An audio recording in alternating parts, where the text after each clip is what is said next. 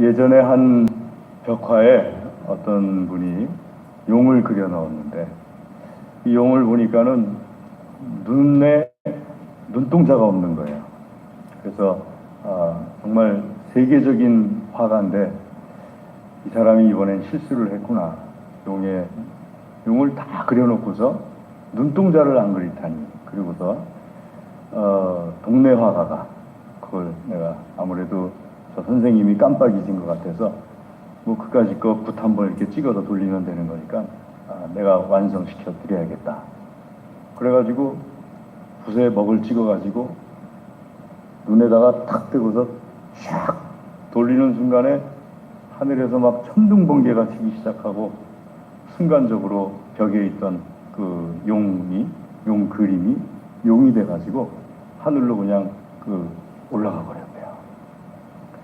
그러니까 주변에 있는 사람들이 그 화가가 눈에다가 괜히 안 그린 게 아니고 눈동자를 그려놓으면은 용이 하늘로 도망가 버리니까 용을 그 벽 안에다가 붙잡아 두려고 눈동자를 안 그린 건데 그걸 모르고서 시골 화가가 그 세계적인 화가가 실수한 거라고 하고서 눈에다가 이렇게 눈동자를 그려놔가지고 참 잘 그린 그림 하나를 놓쳐버렸다고 하면서 안타까워했답니다. 종종 우리가 신앙생활 할 때도 그런 면이 참 많이 있습니다. 오늘 특별히 주님의 말씀 중에 주님께서 십자가에 달려서 말씀하신 것이 7마디가 있습니다. 아마 다 기억하시는 분들이 계실 텐데 제가 하나하나 읽어드리면은 말씀해드리면은 맞아 하실 것 같아요. 첫 번째로 하신 말씀이 아버지여 저희를 사하여 주옵소서 하는 말씀을 하셨어요. 십자가 위에서도 자신을 십자가에 못 박은 사람들의 죄를 사해달라고 기도하시는 우리 예수님의 모습을 보게 되는데요. 누가복음 23장 34절에 있는 말씀입니다. 두 번째 잘 알고 계신 말씀이 내가 진실로 내게 이르노니 오늘 내가 나와 함께 낙원에 있으리라 하고 말씀하셨어요. 그 강도에게 하신 말씀이죠. 역시 마찬가지로 누가복음 23장 말씀 43절에 있습니다. 세 번째 하신 말씀이 여자여 보소서 아들이이니다 내 어머니라 하고서 하셨는데 그 말씀이 이제 요한복음 19장 26절 27절 말씀에 기록되어 있습니다. 네 번째가 나의 하나님 어찌하여 나를 버리셨나이까 하신 말씀이 마가복음 15장 34절의 말씀에 또 마태복음 27장 46절에 있고요. 그리고 다섯 번째가 내가 목마르다 하신 말씀이 이제 그 요한복음 19장 28절에 있습니다. 그래서 사람들이 신포도주를 그 해면이라고 하면 우리는 그 바다에 어떤 그 자라는 것 생각하기가 쉬운데 이 나라 사람들의 해면은 바다에서 자라는 게 아니고 그 잎사귀가 얼기설기된 그런 잎사귀를 만들어서 한 것이 이제 해면으로서 우리가 번역을 한 겁니다. 거기다가 포도주를 적셔서 입에다 갖다 대드렸어요. 그리고 여섯 번째가 다 이루었다 하신 우리가 읽은 말씀입니다. 19장 30절 말씀. 마지막으로 일곱 번째 말씀이 아버지여 내 영혼을 아버지 손에 부탁하나이다 하고 누가복음 23장 46절에 말씀하신 다음에 머리를 숙이니 영혼이 떠나가시니라 하고 성경에 기록되어 있죠. 근데 7마디 말씀이 그 성경에 한 군데 다 기록되어 있지 않아요. 마태복음, 마가복음, 누가복음, 요한복음에 각각 나누어져서 기록되어 있습니다. 자, 7마디 말씀 중에서 제일 중요한 말씀이 다 이루었다 하시는 말씀이에요. 우리가 읽었던 19장 30절에 다 이루었다. 다 이루었다는 것이 뭘 의미하느냐? 두 가지를 우리가 알 수 있는데 우리 요한복음을 나누다 보면은 자연스럽게 교리에 대해서 알게 됩니다.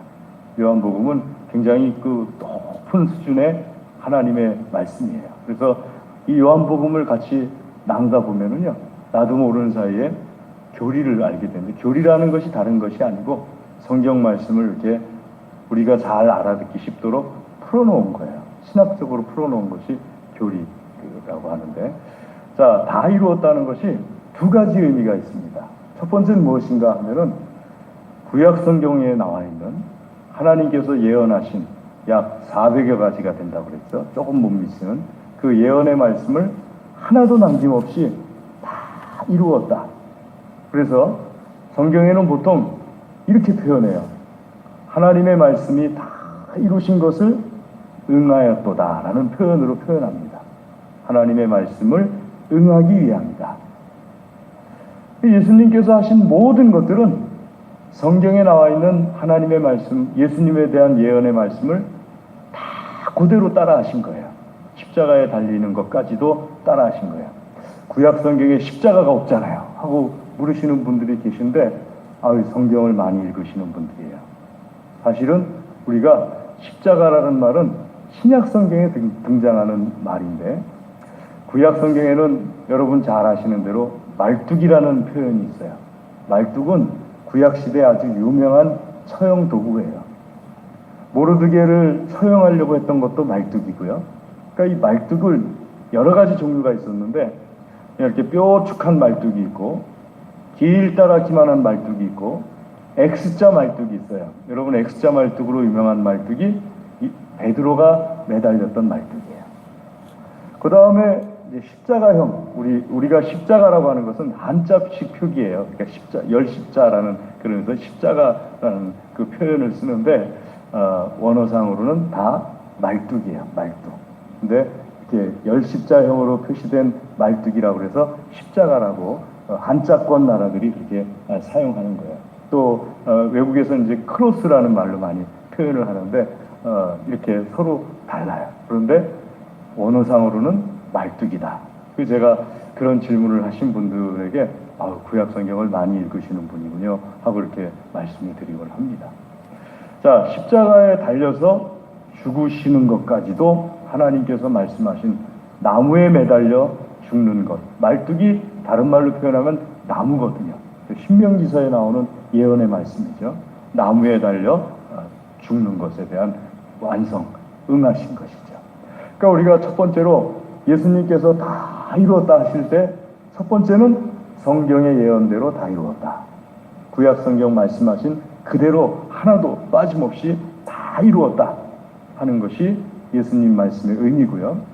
두 번째 의미는 뭐냐 하게 되면, 두 번째는 우리 구원과 관계된 모든 것을 다 이루었다 하는 내용입니다. 그러니까 우리 예수님 믿는 사람들이 모든 죄가 다 예수님으로 인해서 완전히 속죄됐다. 요만큼도 부족하지 않고 완전하게 다 속죄됐다. 아멘. 이 예수님께서 다 이뤘다고 하신 이 두 번째 완전한 속죄에 대해서 카톨릭하고 우리하고 달라요. 여러분들도 종종 카톨릭처럼 생각하시는 분들이 계세요. 카톨릭하고 우리하고 뭐가 다르냐 하게 되면요, 예수 그리스도의 이름으로 세례, 카톨릭은 영세라고 그러죠. 세례를 받기 전의 죄와 세례를 받고 난 이후의 죄를 나눠요. 가톨릭에서는요, 세례를 받기 전의 죄는 예수 그리스도로 인하여서 깨끗하게 씻겨졌어요. 그런데 세례 받고 난 이후의 죄, 우리가 일상생활 속에서 그리스도인으로서 살아가면서 짓는 죄, 이 죄에 대해서 지금도 오늘도 죄 지신 분들이 계실 것 같아요. 제가 예언을 하는데요, 오늘도 다 죄 지셨어요. 예언한다니까요. 죄 지으셨어요. 마음으로 짓는 죄까지도 다 죄라고 그랬잖아요. 그러니까 거룩한 주일에 오늘도 하나님만 생각하지 않고 저녁에 가서 TV 뭐 볼까 생각한 거 다 죄예요. 이 거룩한 주일에 하나님 안에서 말씀을 봐야 되는데 스마트폰을 들여다보고 있었으면 그것도 죄예요. 그러니까 우리가 죄를 따지기 시작하면요, 하나부터 열까지 수없이 많은 죄를 무의식적으로 져요.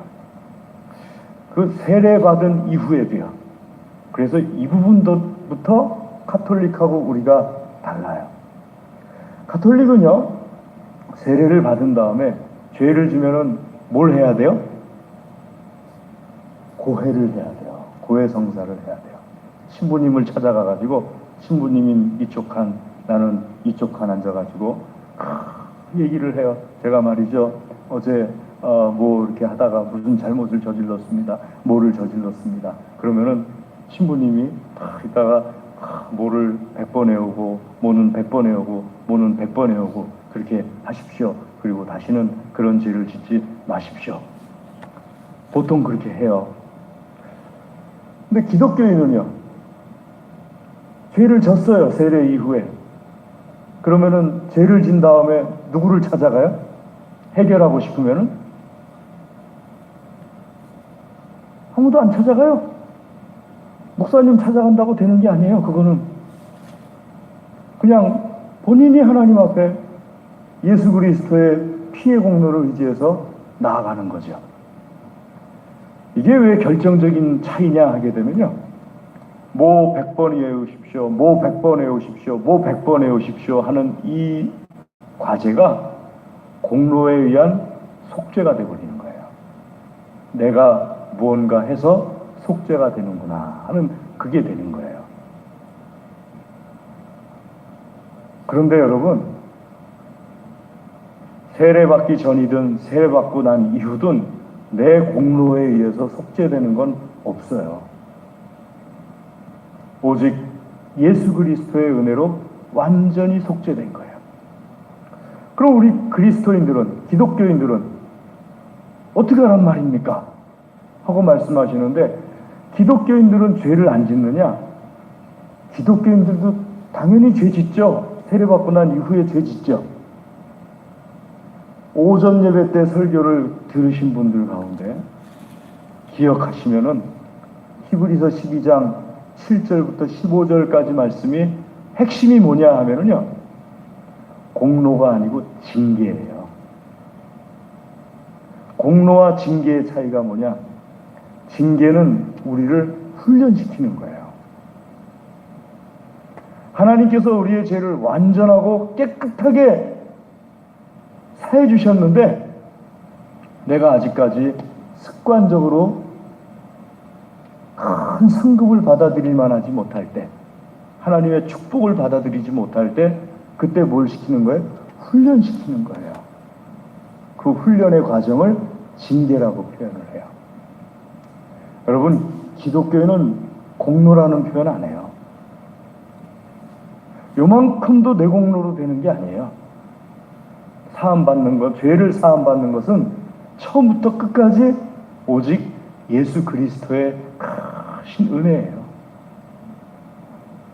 이거를 구분하지 못하게 되면은요, 그래서 제가 아까 말씀을 드렸죠. 기독교인들 가운데서도 이거 구분 안 되면은 가톨릭 신자처럼 생각하는 거라고.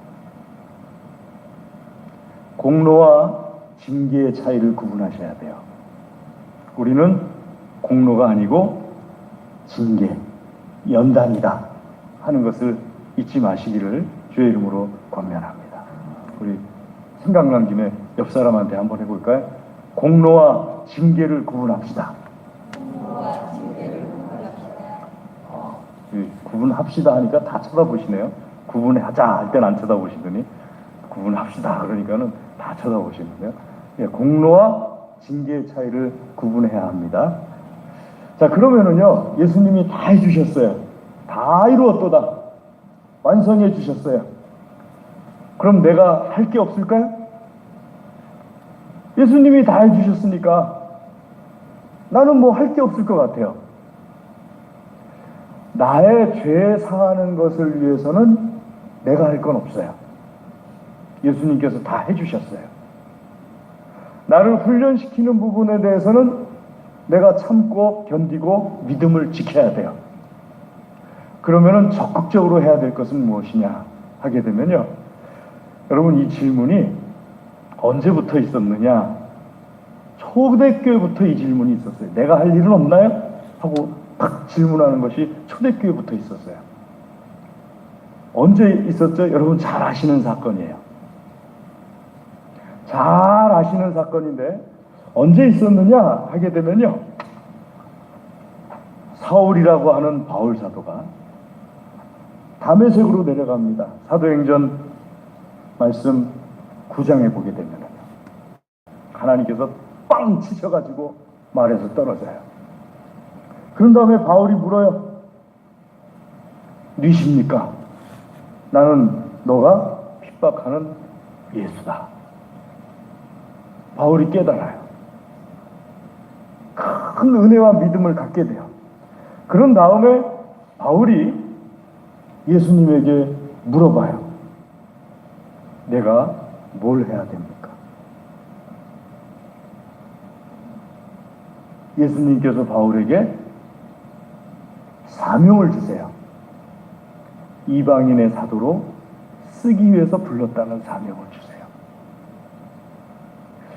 두 번째는 요한복음에 나오는데요, 우리가 읽은 요한복음 6장 말씀에 보게 되면요, 우리가 어떻게 해야 하나님의 일을 하는 겁니까? 하고 물어봐요. 예수님에게 와가지고 사람들이. 그때 예수님께서 말씀하시는 것이 하나님의 보내신 자를 믿는 것이 하나님의 일이니라. 28절, 29절에 말씀하세요. 요한복음 6장 28절, 29절. 이 얼굴 표정들을 보니까는 앞에 6장에 말씀하세요 하고 말씀드렸는데 28절, 29절에 나와 있어요. 그러니까 몇 장이지? 그렇게 또 생각하시는 것 같아요. 다 우리가 다 그러니까요. 뭐 6장 28절, 29절에 하나님께서 보내신 자를 믿는 것이 곧 하나님의 일이다 하고 말씀하세요. 자, 그럼 두 가지죠. 예수님이 완전하게 다 내 죄를 위해서 사해 주신 것에 대해서 내가 할 일은 없어요. 그런데 하나님의 일이 무엇이냐면, 첫 번째, 예수님을 잘 믿으려고 힘쓰는 것. 하나님을 잘 믿으려고 힘쓰는 것. 그게 첫 번째 내가 할 일이에요. 그거보다 큰 일은 없어요. 우리 믿는 사람들에게 하나님 잘 믿으려고 힘쓰는 것보다 큰 일이 없어요. 여러분 전도 해보셨죠? 하나님 잘 믿는 게 얼마나 힘든지 몰라요. 예전에는 라디오밖에 없던 시절에는 한 5년쯤 지나면은 집사님 믿음이 됐어요. 그런데 텔레비전이 나오면서 7년쯤 지나야지 집사님 믿음이 됐어요. 라디오 시절에는 7년쯤 되면 벌써 권사님, 안수 집사님 믿음쯤 돼요. 그런데 요즘은요, 교회를 나오고 예수님을 믿는 거 집사님 믿음 정도 되려면은 10년이 넘어도 힘든가 봐요. 와, 믿음이 잘 안 자라요. 너무 재밌는 게 많은가 봐요, 세상에. 아까 뒤에 사시는 허건사님께서 제가 이렇게 인사를 드리니까 가시면서 하시는 말씀이, 목사님, 우리는 교회에서 이렇게 다 마스크 쓰고 이렇게 하고서 하는데 저기 새로 생긴 백화점 갔더니, 백화점이 아니고 결혼식장에 갔더니 1000명 이상이 바글바글하게 모여 있다는 거예요. 1000명 이상이. 그러면서 이렇게 가시더라고요. 그럼 교회는 안 와도요, 결혼식장은 가요. 교회는 안 와도 놀러는 다녀요. 교회는 안 나오는데요, 야구 경기, 음악회, 나오나 쇼 한다고 그러니까는 줄 서 있는 걸 보니까는요, 거리 간격 하나도 없어. 앞사람 그냥 막 붙어가지고 빨리 좀 가요, 빨리 좀 가요. 그러고 있어요. 그러니까 재밌는 게 너무 많아요. 재밌는 게 이 세상이 지금 재밌는 게 너무너무 많아요. 그러니 예전만큼 믿음이 빨리 안 자랄 수밖에 없죠. 예전에는 믿음이 자라는데 투자되는 시간이 많았는데 요즘은 재밌는 게 많다 보니까 믿음이 자라는데 투자되는 시간이 적어요. 사실은 똑같은 시간이 들어야지 믿음이 자라는 것 같아요. 어느 정도. 그런데 예전엔 그거를 5년에 함축해서 시간을 집어넣을 수가 있었는데 지금은 10년이 지나도 재밌는 게 많다 보니까 이렇게 조금씩 이렇게 시간을 못 넣다 보니까 10년이 지나도 믿음이 잘 안 자라는 거죠. 어떤 분은요, 3년이 지나도 예수님 영접 안 하다가 교회 떠나는 사람이 있어요. 그리고 절에 가서 말해요. 나도 교회 다녀봤는데, 그러고 말해요. 예수님도 영접 안 하고서 가고 나서. 그렇듯이 믿음을 갖는다는 게 그렇게 쉬운 일은 아니에요. 여러분, 내가 하나님 앞에서 믿음을 가졌다면은 큰 축복이에요. 하나님 주신 큰 축복 중에 축복이 믿음이 자라는 축복이에요. 근데 다른 건 몰라도 믿음이 자라려면은 내가 그만큼 그쪽으로 힘써야 돼요.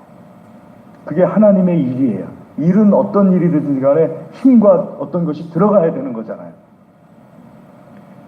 일하는데 힘 안 들어가고 되는 게 없잖아요. 마찬가지로 하나님을 믿는 믿음, 하나님의 보내신 자인 예수 그리스도를 믿는 믿음도 내 힘을 집어넣어야 돼요. 성경 공부할 때 성경 공부하러 와야 되고, 기도해야 할 때 기도하러 와야 되고, 또 어떤 봉사할 때 봉사하러 와야 되고. 여러분, 봉사 안 하면 죽었다 깨어나도 믿음 안 자라요.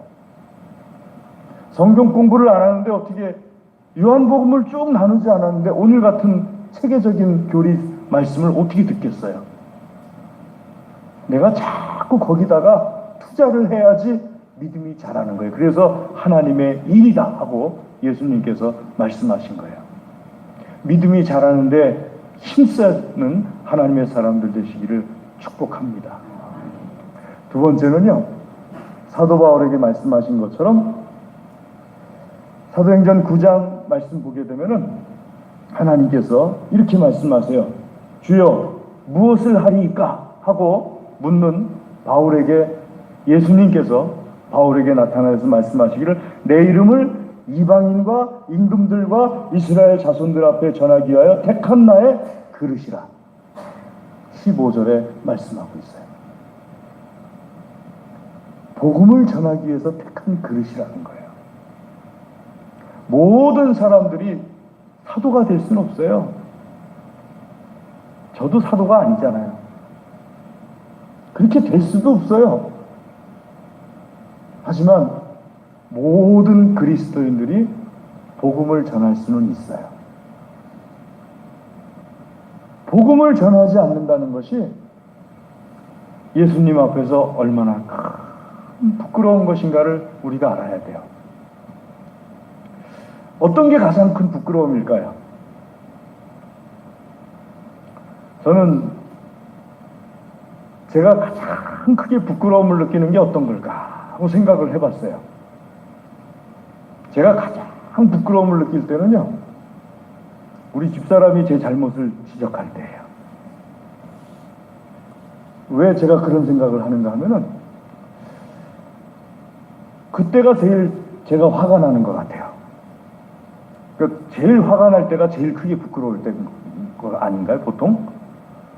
근데 다른 때는 그렇게까지 화가 잘 안 나는데 잘못을 탁 지적받는데 나도 그게 잘못이라는 걸 아는데 탁 지적받으니까 화가 막 나요. 그게 이제 제일 부끄러운 순간인 거죠. 여러분들은 또 다를 수도 있어요. 저는 그때가 그래요. 근데 어떤 분들은 또 다른 게 부끄러움일 수도 있을 것 같아요. 제 친구는요, 난 그건 진짜 이해가 안 가요. 우리 시험 보면은 12과목이었나? 아무튼 13과목이었나? 그랬거든요. 13과목 중에 한 개 틀렸어요. 너무너무 부끄럽대. 근데 걔 옆에 제 친구가 있었는데 난 한 개만 맞아도 좋던데 그러더라고요. 나는 얘도 이해가 가는데 얘는 잘 이해가 안 가요. 한 개 틀렸는데 부끄럽다는 애는 잘 이해가 안 가요. 그러니까 사람마다 부끄러움이 달라요. 그렇게 참 제가 우스갯소리로 말한 거지만 부끄러움이 다른데요. 우리 믿는 사람들로서 공통적인 부끄러움이 있어요. 이건 꼭 부끄러움을 느껴야 돼요. 전도 안 하는 부끄러움을 알아야 돼요.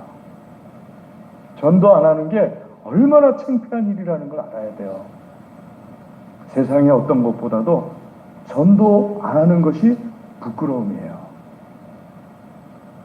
사랑하는 교회 여러분, 이것이 하나님의 일이에요. 그러니까 내가 내 죄에 대해서 내 죄를 씻으려고 예수님이 그건 다 해놓으셨어요.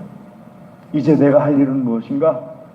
하나님을 열심히 믿으려고 하고, 두 번째는 열심히 전도하려고 힘쓰고, 두 가지만 내가 열심히 하면 된다 하는 것을, 이것에 대해서 깨어있기를 주의 이름으로 권면합니다. 기도하겠습니다. 하나님 아버지 감사합니다. 이 시간